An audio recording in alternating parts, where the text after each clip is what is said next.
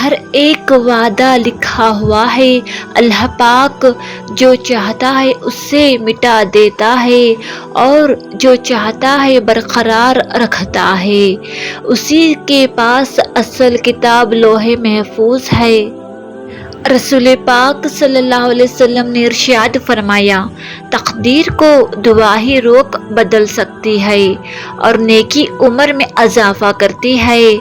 ایک بار عمر فاروق بیت اللہ کا طواف کرتے ہوئے رو رو کر دعا مانگ رہے تھے کہ اے اللہ، اگر آپ نے مجھ پر کوئی بدبختی لکھ دی ہے تو اسے مٹا دیجئے، اور اگر کوئی خوش بختی لکھ دی ہے تو اسے برقرار رکھیے، کیونکہ آپ جو چاہتے ہیں مٹا دیتے ہیں اور جسے چاہے بحال رکھتے ہیں۔